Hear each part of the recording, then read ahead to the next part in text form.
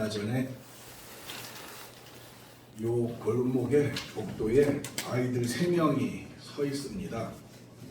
여기 왜 서 있니? 그러니까 수학학원에 왔는데 선생님이 아직 안 오셨대요. 그래서 여기 잠깐 들어와라. 그래서 음료수도 주고 과자도 주고 귤도 하나씩 주고 그러면서 이야기를 나누는데 옛날하고는 많은 게 달라졌잖아요. 저희 때는 유치원이라는 게 특히 시골에는 없었으니까 국민학교 들어가서 기역 니은부터 배웠습니다. 아야 어여 이런 것부터. 중학교 들어가서 A, B, C, D 이런 알파벳부터 배웠습니다. 근데 요즘 아이들은 그렇게 안 하잖아요. 유치원에서 이미 다 배우고 영어까지 유치원에서 배워가지고 가더라고요. 예수님께서 제자들에게 기도를 가르쳐 주십니다. 큰 개념에 대한 걸 가르쳐 주시는 게 아닙니다. 깊이 있는 아주 심오한 내용을 강의하시는 것도 아닙니다. 아주 쉬운 내용인데 그런데 콕 집어서 자세하게 구체적으로 알려주십니다. 마치 초등학생들에게 더하기 빼기 가르쳐 주듯이 그렇게 기본적인 것을 가르쳐 주십니다. 그런데 전에도 한번 말씀드렸습니다.만 이건 좀 이상한 겁니다. 왜냐하면 유대인들은 기본적으로요 매일 3차례씩 공식적으로 기도하게 되어 있습니다. 제3시, 제6시, 제9시. 우리 시간대로는 오전 9시, 정오, 그리고 오후 3시에 공식적으로 기도하게 되어 있습니다. 베드로 사도님과 요한 사도님께서 그 성전의 아름다운 문, 미문 앞에서 앉아있던, 거기서 구걸하던, 나면서부터 장애를 가져서 일어나지 못하던 그 사람을 고쳐준 일이 있잖아요.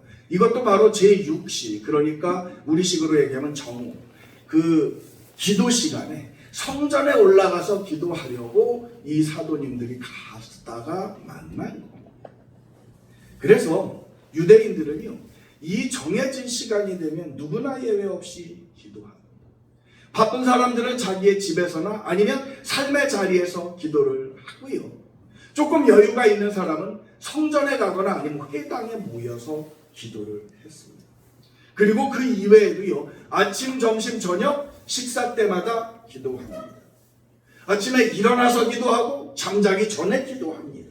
그러니까 웬만한 사람은 하루 8차례 이상씩 늘 기도를 했던 겁니다.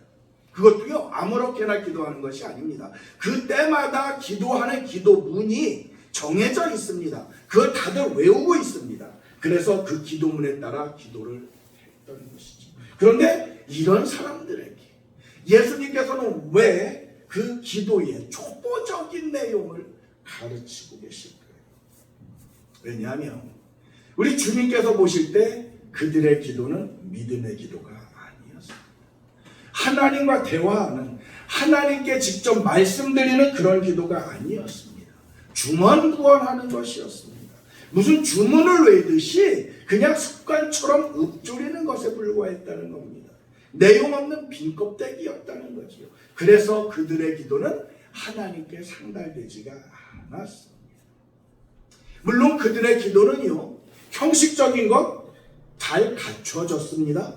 성전에 나아가서 기도했습니다. 회당에 모여서 기도했습니다. 그런데 실제로는 아무런 의미도 없는 넋두리에 불과했다는 겁니다. 그래서 주님께서는 이 제자들에게 너희는 살아있는 기도를 해라. 하나님께서 들으시는, 그리고 하나님께서 응답하실 수밖에 없는 그런 진짜 기도를 드려라 라고 하시는 겁니다.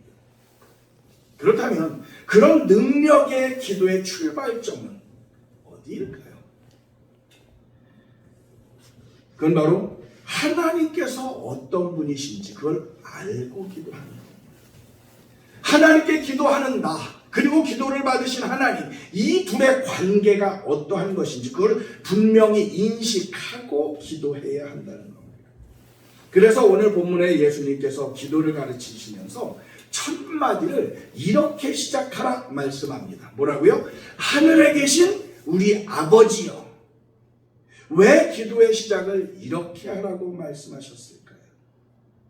우리가 드리는 기도는요, 결코 그냥 허공 중에 흩어져 버리는 그런 방향 없는 울림이 아니라는 겁니다. 기도에 구체적인 대상이 있다는 겁니다. 그 대상이 누구신가요? 하늘에 계신 분. 여기서 하늘에 있다고 하는 건 공간적 개념이 아니라 이분은 초월하신 분이시다 라고 하는 그런 의미지. 하나님은요 시간의 초월자가 되십니다. 그래서 아브라함의 하나님은 야곱의 하나님이 되시고 모세의 하나님이 되시고 예수님의 제자들의 하나님이 되시고 오늘날 바로 나의 하나님이 되십니다. 또 그 하나님은 공간의 초월자가 되십니다. 하나님은 하늘에도 계시고 땅에도 계시고 바다에도 계십니다. 바울 사도 일행이 빌립보의 깊은 지하 감옥에 갇혀 있을 때에도 거기도 하나님은 계셨습니다. 그래서 어디서든지 우리 하나님은 우리의 기도를 들으시고 응답하시고 말씀하십니다. 그리고 하나님은 그 무엇에도 저촉되지 아니하시는, 제한받지 않으시는 절대 자유자십니다. 게다가 우리 하나님은 못 이루실 일이 없는 전능하신 분이십니다. 그래서 하나님께서 뜻하시면 무엇이든지 하십니다. 그런데 이런 하나님께서 어떤 분이시냐면 바로 우리의 아버지가 되신다라는 이야기. 하나님께서 우리를 사랑하셔서 원래는 아니었는데 우리를 하나님의 아들, 딸로 삼아주셨습니다. 그러므로 하나님은 어떤 존재가 됐어요? 나의 아버지, 우리의 아버지가 되셨습니다. 그래서 우리는 그 하나님께 기도할 수 있는 거고요. 그래서 하나님은 그런 우리의 기도를 들으시고 응답하시고 이루어 주신다는 거예요.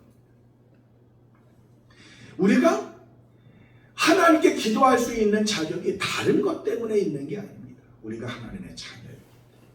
하나님이 괜히 우리의 기도를 들으시고 응답하시는 게 아닙니다. 우리가 하나님의 사랑하는 자녀이기에 귀를 기울이실 수밖에 없다는 거죠. 하나님은 본래 지존하시고 홀로 거룩하신 분이십니다. 그런 하나님께서 우리에게 친근하게 다가오셨습니다. 본래 죄인된 우리는 하나님 앞에 나아갈 수가 없었죠. 그렇지만 하나님께서 우리를 찾아오셨습니다. 하나님께서는 죄를 짓고 두려워하면서 숨은 아담을 찾아오셨습니다. 그를 부르십니다. 그리고 그에게 가죽옷을 해 입히시고 부끄러움을 가려주십니다. 하나님께서는 일가 친척들과 함께 별 의미 없이 살아가던 아브라함을 찾아가셔서 부르셨습니다. 그래서 그가 복의 근원, 믿음의 조상이 되게 하셨습니다. 세상을 약삭빠르게 살아가면서 모든 사람들과 대결구도 그래가지고 결국에 가서 번아웃이 돼버린 이 야곱을 하나님은 찾아가셨죠. 그리고 그가 이스라엘이 되게 하셨습니다. 그 하나님께서 오늘날 우리를 찾아오셨습니다. 우리에게 믿음을 주셨습니다. 그로 말미암아서 이제는 우리가 예수 그리스도의 십자가의 은혜를 힘입어서 죄인인 내가 하나님의 자녀가 되게 하셨습니다. 먼지 하늘에 불과한 우리가 존귀한 하나님의 사랑의 대상이 되었다는 것입니다. 하나님께서는 불의에 대해서는 진노하시는 무서운 하나님, 정의의 하나님이십니다. 그런데 그분이 우리에게 참으시고 기다리시고 우리의 죄값을 예수님께서 십자가를 지심으로 다 감당하게 하셔서 우리는 너희는 의롭다 이렇게 인정받게 하셨습니다. 하나님은 죄인을 심판하시는 분입니다. 그런데 우리에게 자비를 베푸시고 구원해 주셨습니다. 하나님은요 지극히 거룩하시고 죄에 대해서 진노하는 분이십니다. 그렇지만 이제 우리는 더 이상 하나님을 두려워하는 종의 영을 가진 사람들이 아니라 하나님께 나아가서 친근하게 그 품에 안길 수 있는 그런 자녀가 되었습니다. 이전에 어둠에 속한 죄의 자녀였죠. 그런데 이제는 진리의 빛, 생명의 빛 가운데 속한 하나님의 자녀가 되었다는 것. 하나님의 말씀을 한번 보실까요? 신명기 33장 29절의 말씀입니다. 같이 읽겠습니다. 시작. 이스라엘이여 너는 행복한 사람이로다. 여호와의 구원을 너같이 얻은 백성이 누구냐? 그는 너를 돕는 방패시요 내 영광의 칼이시로다. 내 대적이 내게 복종하리니 내가 그들의 높은 곳을 밟으리로다. 아멘. 기도가 뭘까요? 기도는요, 하나님과 대화하는 겁니다. 그런 맥락에서 주님께서 우리에게 기도하라 라고 가르쳐 주셨다는 것은 무슨 말씀인가 하면 우리가 하나님과 대화할 수 있는 그런 대상이 되었다라는 말씀입니다. 우리도요, 아무하고나 대화 안 해주잖아요. 혹시 바퀴벌레하고 대화하시는 분 계신가요? 나타나면 쫓아내기 바쁘죠. 우리는 하나님께서 대화하시며 기뻐하는 그런 대상이 됐습니다. 하나님이 왜 우리와 만나서 대화하면서 기뻐하실까요? 우리를 사랑하시니까. 우리가 하나님의 자녀입니다. 마태복음 7장 7절도 같은 맥락의 말씀입니다. 같이 한번 보실까요? 시작. 구하라 그리하면 너희에게 주실 것이요 찾으라 그리하면 찾아낼 것이요 문을 두드리라 그리하면 너희에게 열릴 것이니. 이 말씀은 전에도 한번 말씀드렸습니다만 기도를 하면 무엇인가 된다라고 하는 그런 단순한 의미가 아닙니다. 바로 하나님과 우리와의 관계가 어떠한가라는 걸 말씀하는 거예요. 구하라 그러면 어떻게 된다고요? 주신 거죠. 구하면 된다가 아니에요. 구하면 주신다라는 겁니다. 이 말씀은 뭘까요? 내가 구할 때 누군가 주시는 분이 있다는 이야기 아닌가요? 그분이 누구일까요? 그분이 바로 하나님이신 거죠. 우리가 기도하면 누가 주신다고요? 우리가 기도드리는 대상, 그 하나님 주십니다. 우리가 기도하면 하나님이 왜 주시나요? 우리도 그래요. 저한테도 누가 뭘 좀 달라 그러면은요, 어떻게 할까요? 무조건 줘요? 아니에요. 누군가가 나한테 달라고 할 때 주는 사람도 있고 상대에 따라서 안 주는 경우도 있어요. 어떤 사람에게 줄까요? 나와 좋은 관계에 있는 사람, 내 마음이 열린 사람, 그런 사람에게 줍니다. 또 준다고 해도요, 대상에 따라서 주는 정도가 다릅니다.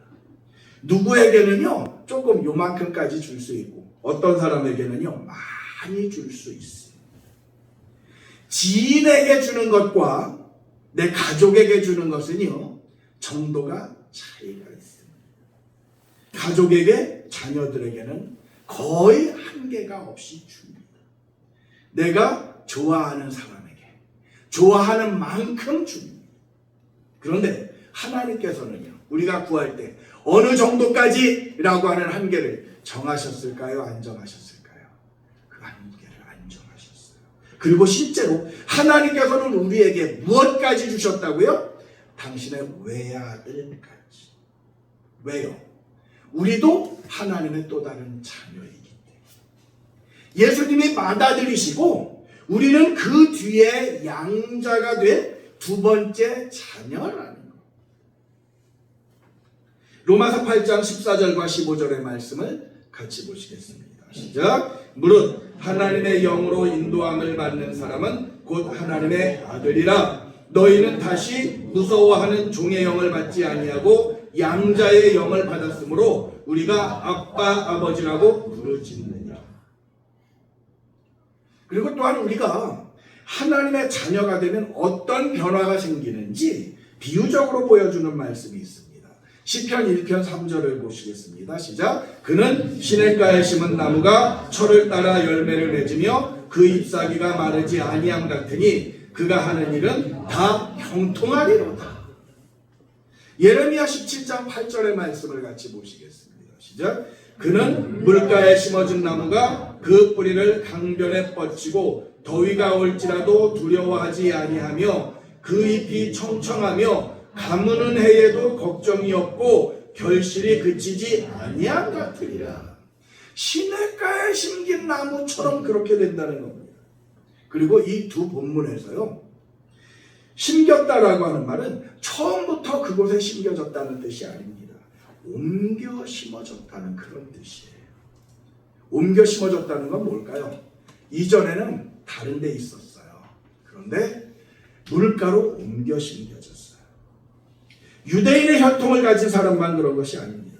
하나님은요, 유대인만 사랑하는 사람분이 아니잖아요. 어느 민족, 어느 나라 사람이든지 동일하게 사랑하십니다. 왜요? 그들도 하나님의 형상으로 만들어진 그런 사람들이기 때문에. 이사야 17장 10절 뒷부분을 같이 보시겠습니다. 시작. 그러므로 내가 기뻐하는 나무를 심으며 이방의 나무까지도 이종하는도다. 이방의 나무까지도 옮겨 심으신다라는 이야기입니다. 이스라엘은요, 우리나라는 아무데나 심어도 돼요. 나무, 풀. 그런데 이스라엘은요, 강이 흐르지 않거나 샘이 솟는 곳이 아니라면 광야입니다. 사막 같은 곳이에요. 그런 메마른 땅에 심어져 있다가 물가로 옮겨 심어졌습니다. 그럼 어떻게 될까요? 이전에는 내리쬐는 햇빛이 고통이죠. 뜨겁게 불어오는 바람이 고난이죠. 그런데 이제는요, 충분히 공급되는 물 때문에 태양빛이 강하면 강할수록 오히려 더 많은 영양분을 만들어낼 수가 있습니다. 불어오는 바람은요, 체온을 조절하는 아주 좋은 재료 소구가 됩니다.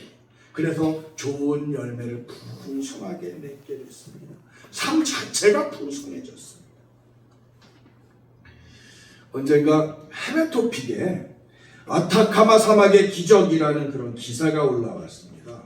이 아타카마 사막이라고 하는 곳은요, 남아메리카 그 칠레 그 중부 쪽에 있다고 하는데요. 여기가 세계에서 비가 가장 적게 오는 곳, 가장 건조한 곳이랍니다. 모래밖에 아무것도 없죠. 그런데 언젠가 이곳에 조금 약간의 비가 내렸습니다. 그러자 아무것도 없고 그저 모래뿐이다라고 여겼던 그곳에 이런 풍경이 생겼습니다. 그림을 한번 보실까요? 다음 그림. 예. 모래 외에는 아무것도 없었어요. 죽음의 땅이었어요. 그런데 비가 오니까, 물이 생기니까 그곳이 생명의 땅으로 변했습니다. 아름다운 곳으로, 풍요의 땅으로 변했습니다. 하나님의 자녀가 되기 전, 예수님 알기 전에 인간은 사막과 같은 그런 곳이었습니다. 그런데 예수님의 생명의 물이 되어서 우리를 그 주님께로 옮겨 심어주셨습니다. 그래서 우리도 예수님의 은혜 안에 있으면, 하나님의 생명력을 공급받으면 그렇게 되는 겁니다. 오늘 우리는 대림절 첫 주일을 지내고 있습니다. 앞으로 4주간 대림절로 지킵니다. 대강절이라고도 이름을 부르는데요. 대강절, 그러니까 대충 지내는 절기, 농담 삼아 그렇게 얘기했습니다만, 대림절이라고 하는 건 주님이 임하시기를 기다리는 그런 절기지요. 2000년 전에 이 땅에 오셔서 우리의 죄를 지고 십자가에 죽으셨다가 부활하신 예수님, 그리고 하늘로 올라가셔서 하나님의 우편에 앉아 계신 예수님, 그리고 가시면서 다시 오시겠다라고 약속하셨던 그 주님을 기다리는 겁니다. 주님이 다시 오시기를 기대하는 절기입니다. 왜 우리는 다시 오실 예수님을 기다릴까요? 예수님께서 우리를 사랑하시기 때문입니다. 나를 지극히 사랑하시는 그 주님을 우리는 그리워하며 기다리는 겁니다. 그리고 또한 내가 주님을 사랑하기에 그 사랑하는 주님의 다시 오시기를 기다립니다. 또한 우리는 예수님을 통해서만 하나님 앞에 나아갈 수 있습니다. 예수님을 통해서만 우리는 구원을 받을 수 있고, 예수님이 다시 오실 때 우리에게 약속되었던 구원이 완성이 될 것입니다. 그래서 우리는 다시 오실 예수님을 기다립니다. 근데요, 기다린다고 하면서 아무것도 안 하고 넋놓고 시간만 가기를 기다리면 어떻게 될까요?